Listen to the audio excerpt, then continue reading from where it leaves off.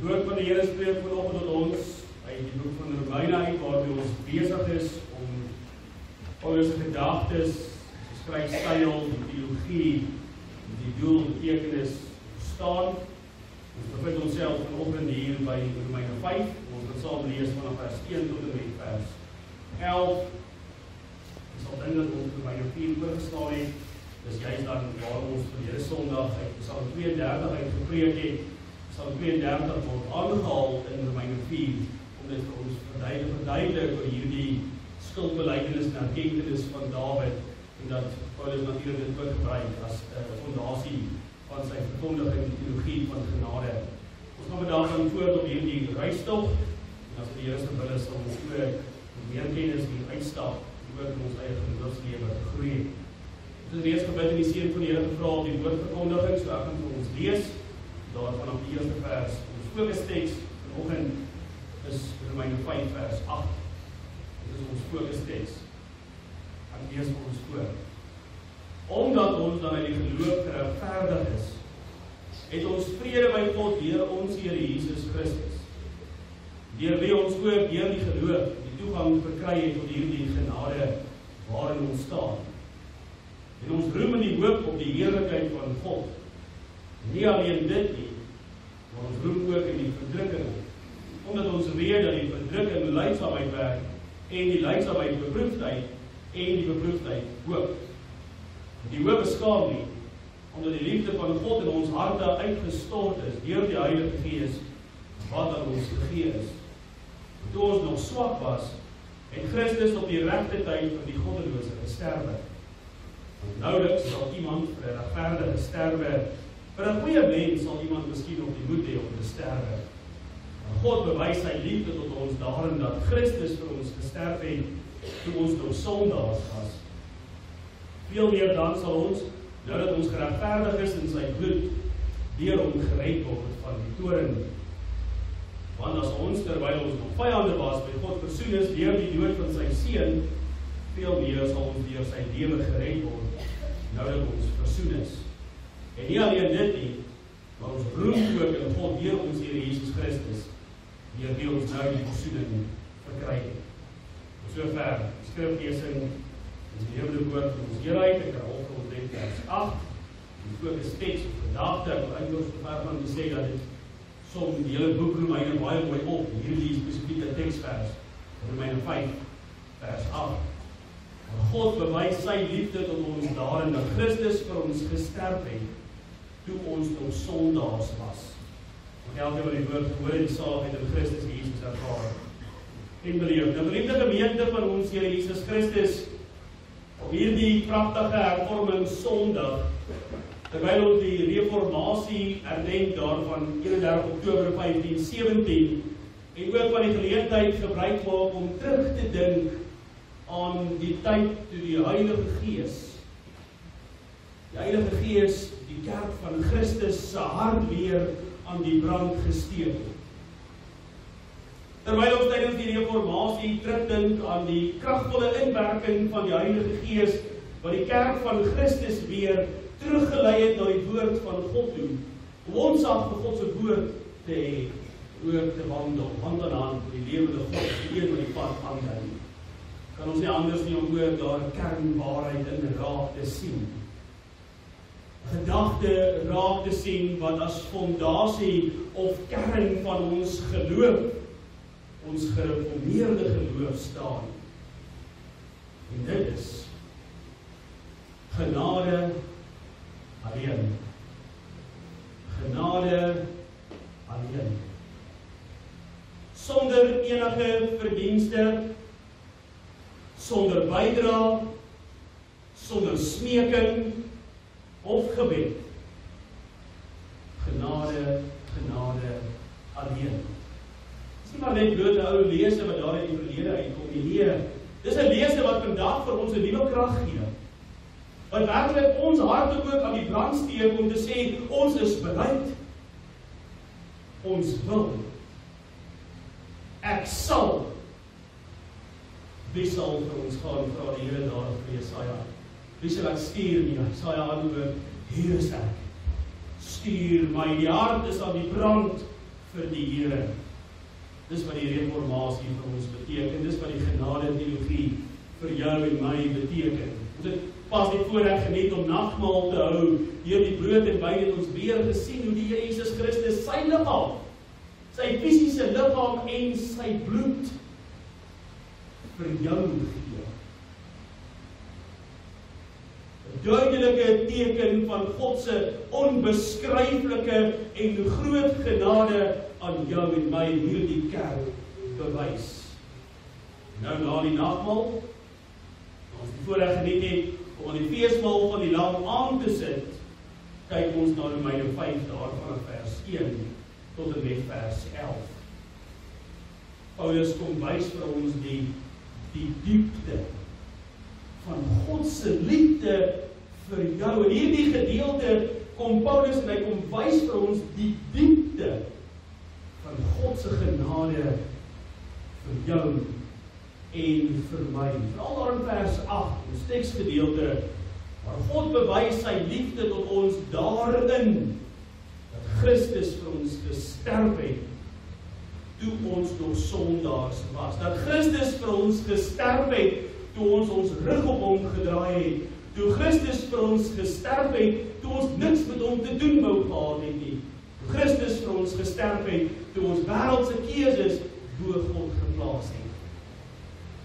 Daardie tyd, daardie oomblik en daardie moment, gee die Vader die grootste offer van liefde, sy eie bloed seën. Ons kyk 'n bietjie na die agtergrond van hierdie gedeelte, kortliks net so rondom die Romeinebrief. Paulus weet ons skryf nou aan die gemeente in Rome, 'n gemeente wat bestaan het uit twee groeperinge, hierdie Joodse Christene wat al lank in die kerk is, en hierdie nie-Joodse Christene wat uit die heidense volk uitgekom het, wat ook nou deel het aan hierdie kerk, hierdie gemeente van ons Here Jesus Christus. Nou in hierdie tydperk waar hierdie gemeente probeer bestaan het hulle in hierdie stad Rome baie teenkanting beleef. Dis uitdagende tye waar hulle geleef het. Dit was 'n tydperk waar daar wêreldse mag geheers het.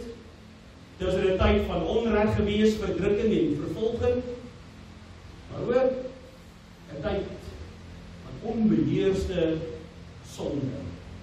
Die een sonde na die ander sonde.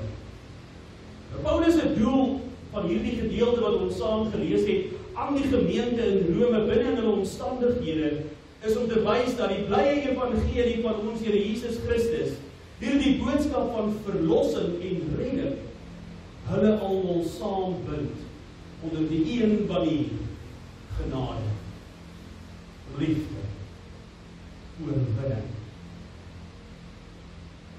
Nie deur wat hulle gedoen het nie deur van waar af hulle kom nie deur wie hulle is nie. Paulus lê 'n definitiewe, duidelike klem op die feit, dit is God se werk. Hy het gedoen. Nou die hoofstukke voor die gedeelte wat ons saam gelees het Paulus in sy argument verduidelik dat die mens wat op die weg van ongeregtigheid wandel, sy hart oorgegee word aan sy hartsbegeertes. Ons het ook gesien in hierdie hoofstuk 3, waar Paulus sê dat daar is nie een persoon wat God soek nie, daar is niemand verstandig nie, daar is niemand regverdig nie. 'n Baie definitiewe en duidelike klem wat Paulus net van hierdie gedeelte is dat almal is sondaars. Almal is sondaars. Ons, wat 'n voorreg, word geregverdig voor God alleen deur die geloof. Dominee, dis 'n baie maklike uitkoms. Ek moet net in die strate rondloop en sê ek glo. Geliefdes, dis glad nie die geloof waarvan Paulus praat nie. Daardie geloof waaragter ons so gereeld en so vinnig wegkry. Nie ek nie, Here. Paulus praat van daardie genadegawe van geloof wat die Here self vir sy kinders gegee het. Die saad van geloof wat deur die woord en deur die Heilige Gees ontken word, daardie onstuitbare geloof, daardie opofferende geloof, daardie gehoorsame geloof, daardie geloof wat God dien, God eer en God verheerlik. Dit is die geloof waarvan Paulus praat. En ons sien dit veral ook in iemand baie bekend se lewe met die naam van Abraham. Daarom dat jy die verwysing in hoofstuk 4 spesifiek ook na Abraham se lewe. Nou hoofstuk 5 waar ons nou is, kom praat Paulus oor die goeie dinge wat uit die regverdigmaking deur die geloof wat God vir ons gee, na vore tree of na vore kom. Sy boodskap kan ons sê is amper soos 'n ketting. Die een hoofstuk vorm die skakel, waar die volgende hoofstuk as skakel aanhou. Dit vorm 'n eenheid. Paulus probeer nie verskillende sake of verskillende punte of temas of probleme te hanteer nie. Hy is besig om hierdie evangelie, Here Jesus Christus in hom geopenbaar het, vir die gemeente te verduidelik, dis vir my en jou te verduidelik. Nou word dit soos 'n ketting, dit hak so by mekaar in. Omdat ons deur hierdie geloof geregverdig is voor God, het ons nou vrede met God. Het ons 'n lewende hoop in hierdie tye waarin ons lewe vol moeite en verdriet en ellende en smarte, wil ek vir u sê, sien ek dit raak, beleef ek dit gereeld, 'n hoop wat nie van hierdie wêreld afkom nie, 'n hoop wat jy of ek nie in 'n winkel sal kan koop nie. Maar ook om Paulus my gebied vir ons iets baie besonders, baie uniek wat ons nodig het, die sekerheid van jou redding, die sekerheid van verlossing, en hy sê, ons verlossing is in Jesus Christus alleen, want hy is die weg, en hy is die waarheid, en hy is die lewe, en niemand kom na die Vader, behalwe deur die Here Jesus Christus nie.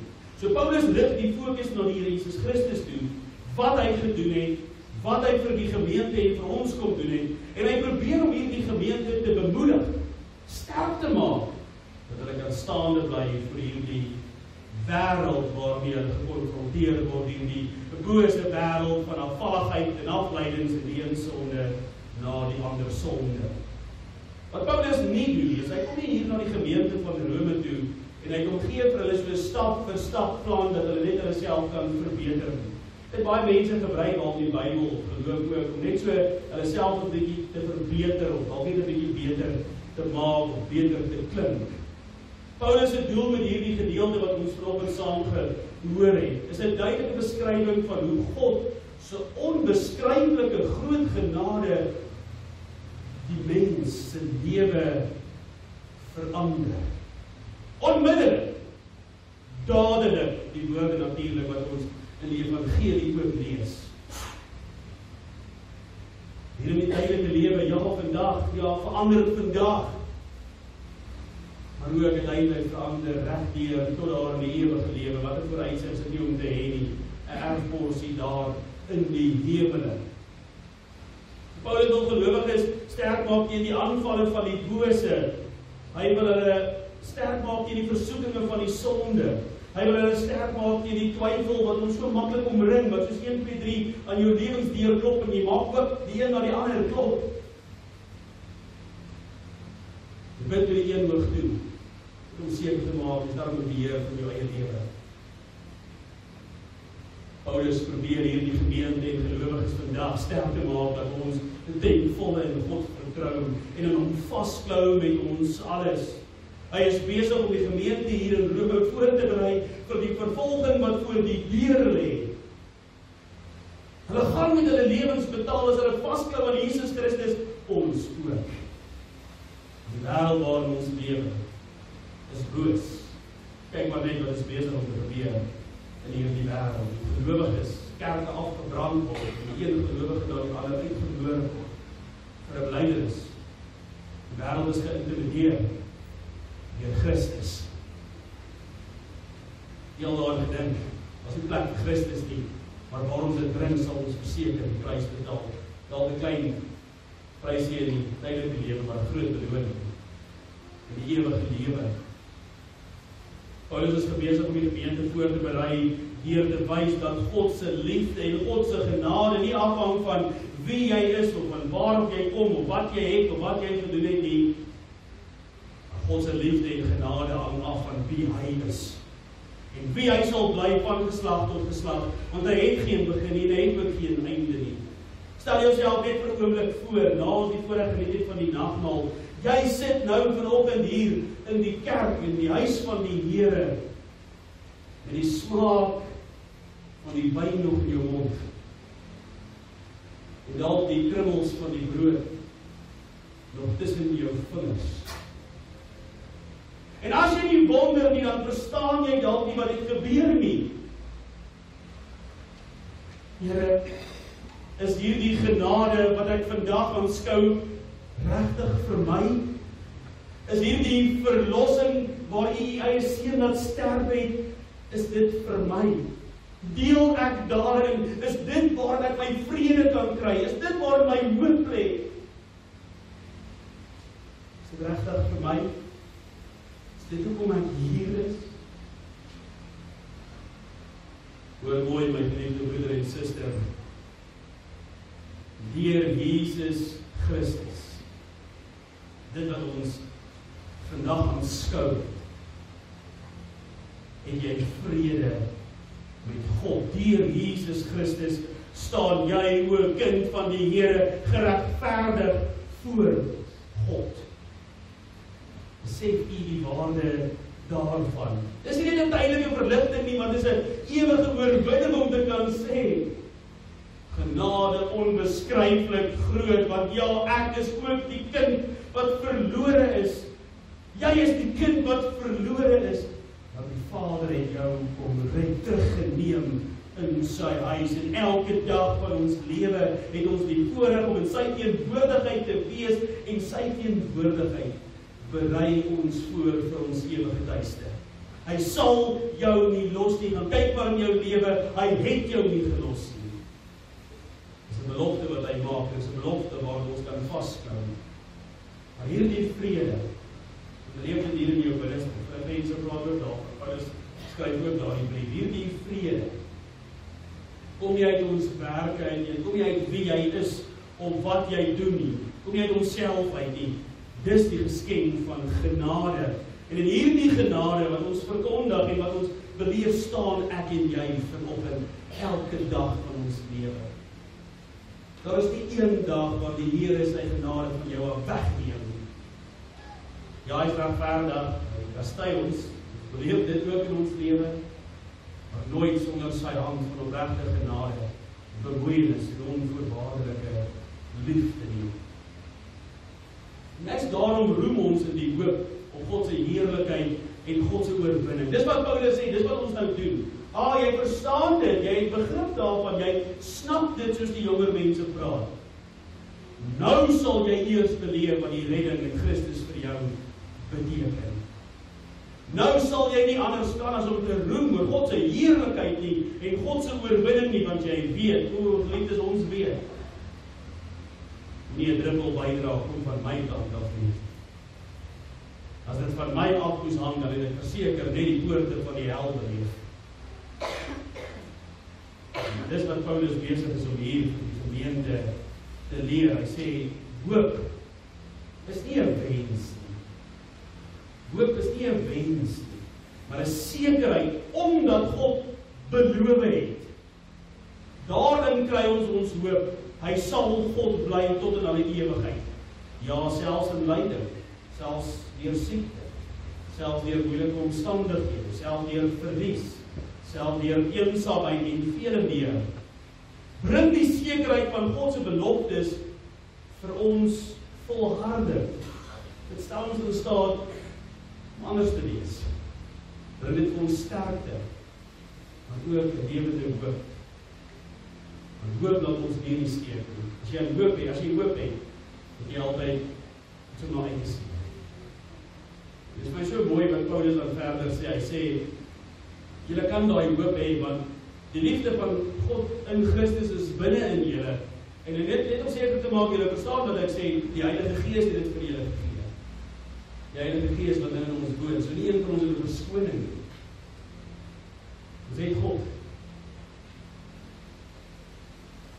Dis veronderstel om genoeg te wees.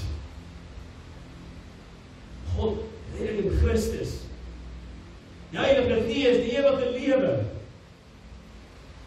Dis wat Paulus besig is. Hy probeer hierdie gemeente te oortuig dat hulle vergeet van al hierdie ongeruimthede. As jy hulle fokus weer op die Here en op hom alleen. Maar die hoogtepunt van hierdie gedeelte bly vers 8.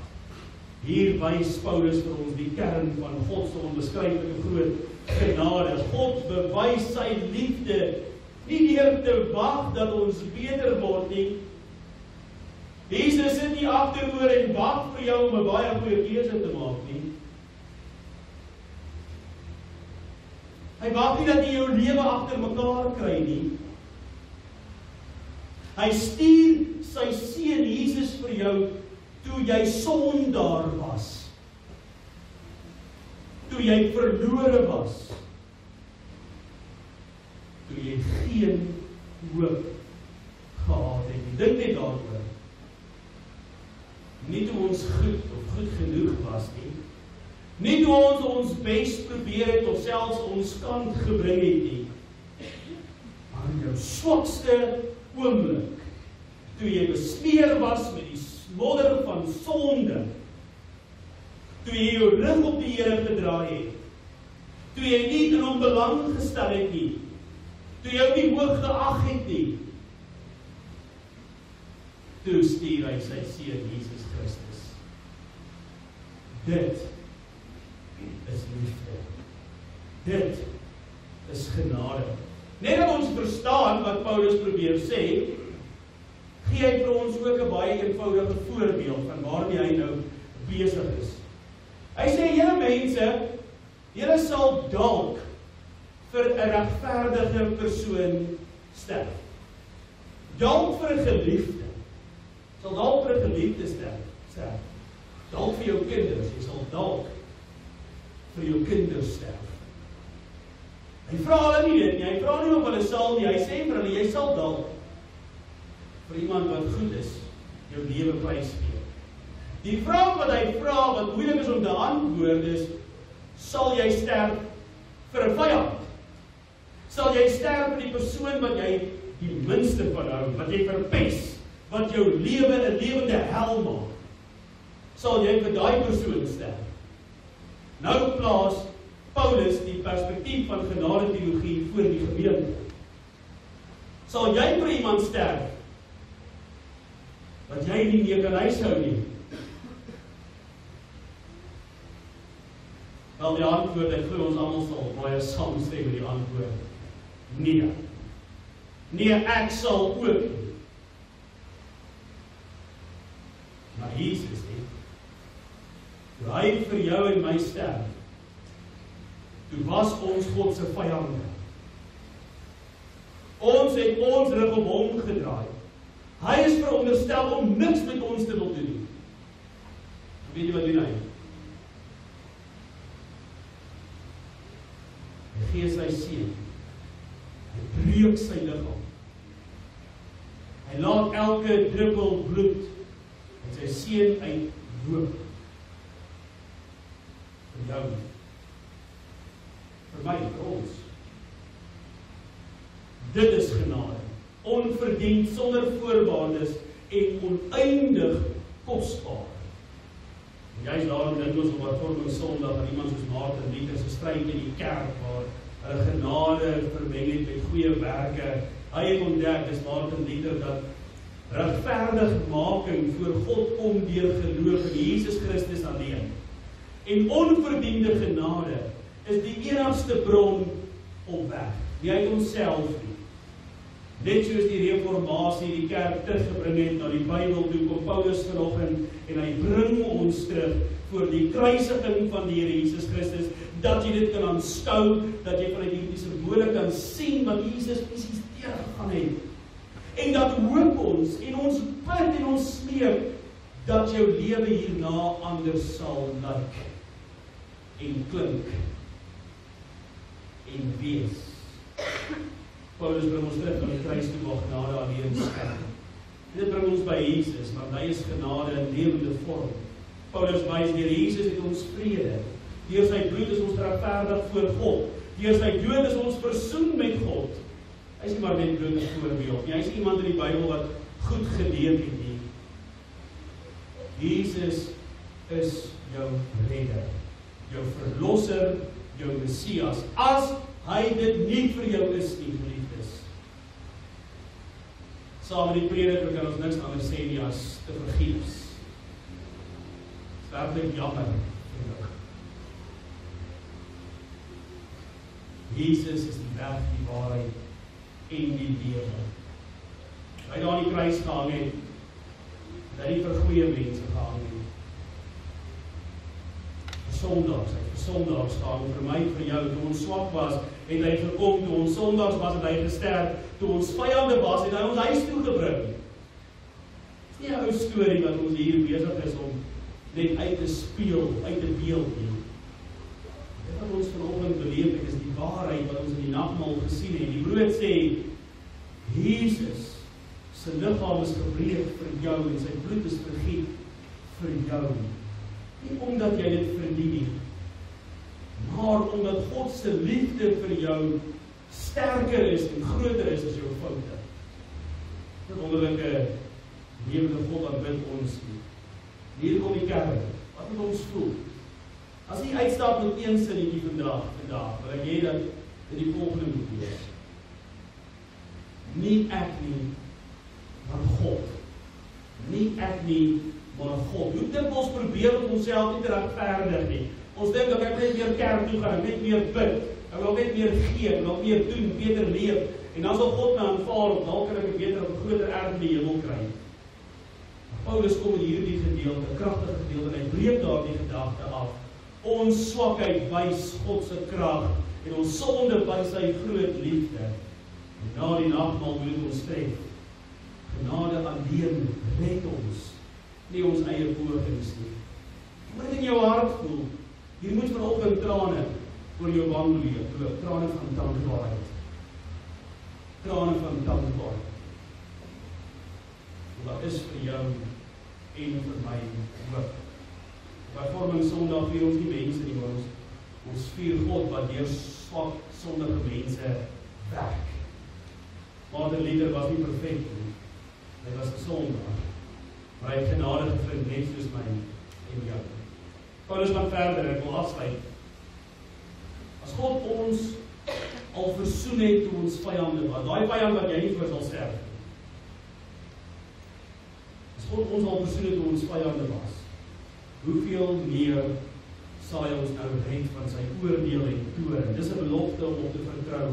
Ons roem in God deur Jesus Christus, want hy bring ons na die Vader toe, in 'n wêreld vol onsekerheid, in 'n wêreld vol siekte, konflik of persoonlike pyn, dit waardeur jy gaan, gee hierdie sekerheid vastigheid. As jy hierdie goed begin verstaan, wil ek vir jy sê, sal jy nie ly of laks in die geloof word nie. Dus hierdie skrif waar jy van Paulus begin verstaan, sal jy ook nie skibreek in jou geloofslewe ly nie. Nee, hy sal nie anders kan om vir God te leef nie. En elke oomblik te benut om sy koninkryk sigbaar te maak nie. Ons kan lewe wat hy het vir ons gesterf. En dit lei ons tot gehoorsaamheid. Geliefde gemeente, laat ons hierdie Vorming Sondag die nagmaal se boodskap aan vasklou. Is dit vir jou? Is God se genade vir jou? Is sy genade groot genoeg om jou sondes te dek? Is sy liefde groot genoeg om jou, hoe 'n sondaar mens, te reinig, te red? Paulus se antwoord is eenvoudig. Ja, dit is genoeg. Mag dit ook vir jou en my genoeg wees. Mag dit jou hart roer tot dankbaarheid, blydskap en swaar kry, hoop wat nooit einde het nie. En Christus is ons nie meer sondaars wat pleit nie, maar ons is nou kinders wat omhels word. Amen. Kom ons dank. Liefde voor die Here en Hemelse Vader, baie dankie dat ons vanoggend die voorreg het om U genade nie net te hoor nie, maar te kan beleef. Eeuwe heen, U hand van troue sorg en voorsienigheid. En daarom het ons geen rede om bang te wees of te twyfel of benoud te wees nie, want dieselfde God wat van die begin is, al was ons ook hier vandag, sal ook môre vir ons wag. mag dit vir ons genoeg wees. Elkeen van ons huis toe gaan met die wete dat daar die bloed van Jesus, daar die bloed wat ons nie sal laat vergiet vir 'n vyand nie, daar die bloed vir ons vrywilligheid sonder huiwering laat vloei, dat ons weer toegang tot die Vader het. Mag dit vir ons genoeg rede wees om ons lewens te verander. Jesus naam bid ons in hierdie werking van die Gees. Amen.